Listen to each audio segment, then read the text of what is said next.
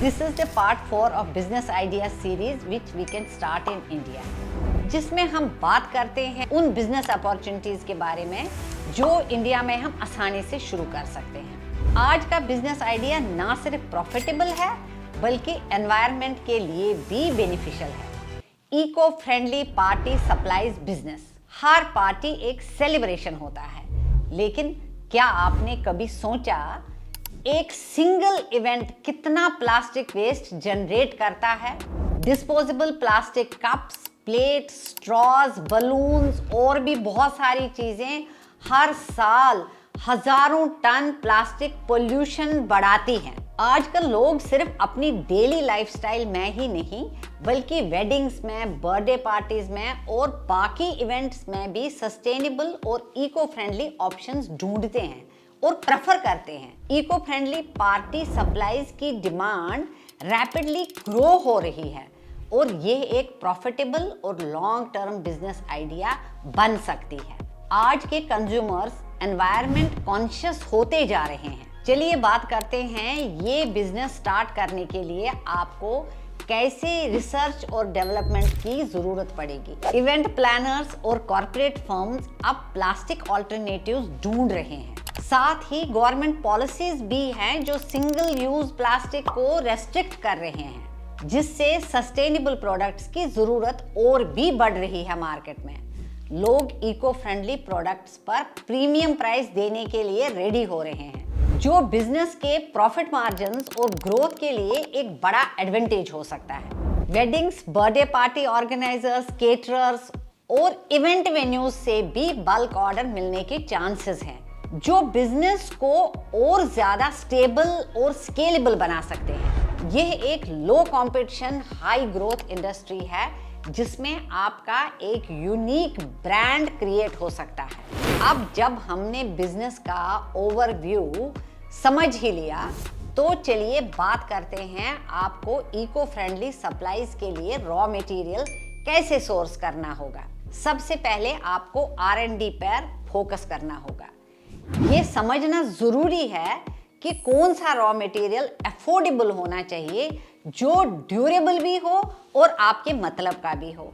जैसे बैम्बो है, areca palm है, शुगर केन है, बायोडिग्रेडेबल कटलरी और प्लेट्स बनाने के लिए पॉपुलर है। कंपोस्टेबल पेपर कप, स्ट्रॉज और रीयूजेबल क्लॉथ डेकोरेशंस की भी डिमांड बहुत है। लोकल सप्लायर्स और मैन्युफैक्चरर्स के साथ टाई अप कर सकते हैं और रॉ मटेरियल्स अफोर्डेबल रेट पे परचेज कर सकते हैं।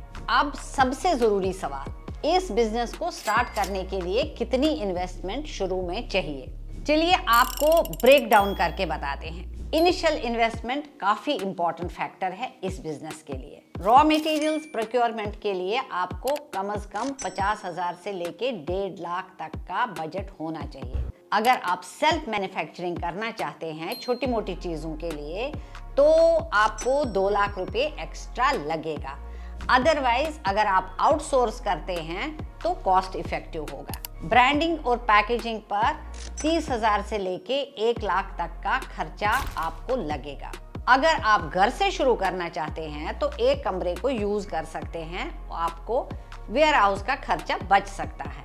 अदरवाइज आपको कहीं पे रेंट लेना पड़ेगा और वहां पे आपका अनदर खर्चा होगा 20,000 से 50,000 तक का पर मंथ। तो ये बजट आपके लिए जरूरी है। फिर हम मार्केटिंग और वेबसाइट डेवलपमेंट की बात करते हैं, जो 50,000 से 2 लाख तक की इन्वेस्टमेंट मांग रहा है अगर आप इस बिजनेस को सीरियसली करना चाहते हैं।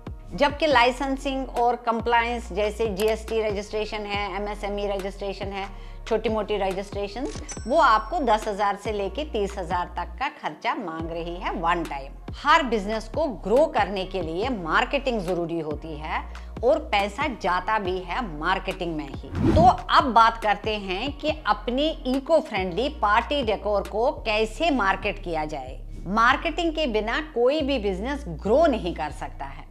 इंस्टाग्राम, फेसबुक, पिंटरेस्ट पे विजुअली अपीलिंग पोस्ट्स और DIY party decor ideas share करें ताकि लोग अट्रैक्ट हो जाएं और उनको अच्छा लगे और आपकी ब्रांड और ज्यादा विजिबल हो। एसईओ ऑप्टिमाइज वेबसाइट बनाएं जिसमें इजी चेकआउट्स हो। इको कॉन्शियस इन्फ्लुएंसर्स और मॉम ब्लॉगर्स के साथ कोलैबोरेशंस करें ताकि आपकी ब्रांड की अवेयरनेस ज्यादा हो लोगों में और ज्यादा से ज्यादा एक्सपोजर मिले। Event planners, wedding organizers, hotels और बैंक्वेट हॉल्स के साथ पार्टनरशिप करें। प्लास्टिक फ्री इवेंट्स होस्ट करें। सबको पता होना चाहिए कि ये ब्रांड है plastic free. Local flea markets और सस्टेनेबल प्रोडक्ट एग्जिबिशंस में पार्टिसिपेट करिए ताकि डायरेक्ट कस्टमर रीच हो सके और अवेयरनेस और ज्यादा बढ़े। ये सब बहुत अच्छा लग रहा है, लेकिन पैसा कैसे बनेगा, ये तो सबसे इंपॉर्टेंट क्वेश्चन है। तो चलिए देखते हैं कि इस बिजनेस का प्रॉफिट मार्जिन्स और रेवेन्यू कैसे जनरेट होगा। आपको कॉस्ट एफिशिएंसी मेंटेन करनी पड़ेगी, लोकल सोर्सिंग में जाना पड़ेगा, बल्क रॉ मटेरियल्स खरीदने पड़ेंगे, रिसाइकल्ड और बायोडिग्रेडेबल पैकेजिंग यूज करने पड़ेंगे। ये स्टेप्स आपको मार्केट में कॉम्पिटिटिव बनाए रखेंगे। इको फ्रेंडली पार्टी सप्लाईज का प्रॉफिट मार्जिन 40 से 60% तक हो सकता है। बल्क सेल्स और लॉन्ग टर्म कॉन्ट्रैक्ट से आपका रेवेन्यू स्टेबल हो सकता है। अगर आप अपना बिजनेस एस्टैब्लिश कर लेते हैं तो कैसे उसको स्केल कर लेंगे लॉन्ग टर्म सक्सेस के लिए। चलिए बात करते हैं ग्रोथ और एक्सपेंशन अपॉर्चुनिटीज के बारे में। बिजनेस को और एक्सपेंड करने के लिए आपको custom eco friendly party kits बनाने होंगे जो थीम्स के अकॉर्डिंगली रेडी टू यूज हो। सब्सक्रिप्शन मॉडल शुरू कर सकते हैं जिसमें आप रेगुलर बायर्स को डिस्काउंट्स ऑफर कर सकते हैं और कॉर्पोरेट गिफ्टिंग और इवेंट बेस्ड कोलैबोरेशंस एक्सप्लोर कर सकते हैं। ये बिजनेस सिर्फ पैसा कमाने का एक तरीका नहीं है, बल्कि एनवायरनमेंट के लिए भी एक इम्पैक्टफुल मूवमेंट हो सकता है। आप छोटे से छोटे ऑफिस से लेके बड़े से बड़े एमएनसी तक अपने ब्रांड को पहुंचा सकते हैं। सस्टेनेबल लिविंग एक नेसेसिटी बन चुकी है और अगर आप इस फील्ड में एंटर कर रहे हैं तो आप एक प्रॉफिटेबल और मीनिंगफुल बिजनेस बिल्ड कर सकते हैं। आज जब ये सब स्टेप्स आप समझ चुके हैं तो आप रेडी हो जाइए अपना eco friendly party supplies business को नेक्स्ट लेवल तक ले जाने के लिए। आज की डेट में everybody is aware, everybody is in need of it and everybody appreciates this. तो चलिए रैप अप करते हैं। अगर आपको ये बिजनेस आइडिया पसंद आया हो तो लाइक, शेयर और सब्सक्राइब करना ना भूलें। आपके एक शेयर से भी किसी और को भी नया स्टार्टअप आइडिया मिल सकता है। कमेंट करके बताएं कि आप कौन सा बिजनेस आइडिया नेक्स्ट सुनना चाहेंगे।